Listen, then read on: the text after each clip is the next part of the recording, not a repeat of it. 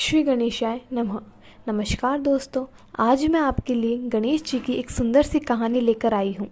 एक समय की बात है, किसी गांव में एक बुढ़िया माई अपने बेटे बहू के साथ रहती थी।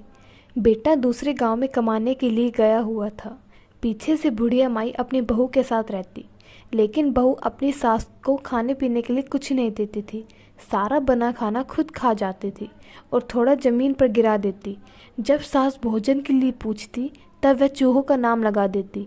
कहती थी, पता नहीं माँ जी, खाना तो रखा था, शायद चूहे खा गए। बुढ़िया माई श्री गणेश जी की परम भक्त थी। सुबह शाम गणेश महाराज की पूजा अर्चना किया करती थी। एक दिन खबर आई कि उसका बेटा गांव वापस आ रहा है।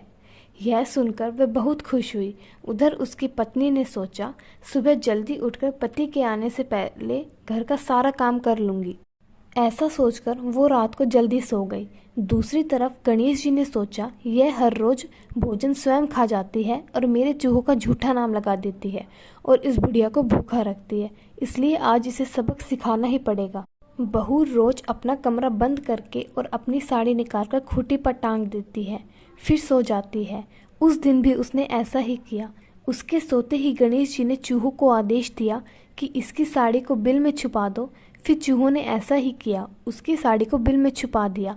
फिर बहू सुबह जल्दी उठी तो साड़ी ढूंढने लगी। साड़ी खूंटी पर नहीं थी। उसने इधर उधर देखा पर साड़ी नहीं मिली। वो बैठकर रोने लगी। बाहर उसका पति आ गया था। सास ने आवाज़ लगाई, बहू देख, मेरा बेटा आ गया। तो वह बोली, सासू माँ, पता नहीं मेरी साड़ी कहाँ गई, मैं बाहर कैसे आऊँ। इतने में उसका पति दरवाज़ा खोलकर अंदर गया तो देखा वो बिना साड़ी के बैठी है। वो उसे मारने लगा और बोला, झूठ बोलती है, बंद कमरे से साड़ी कहाँ जाएगी।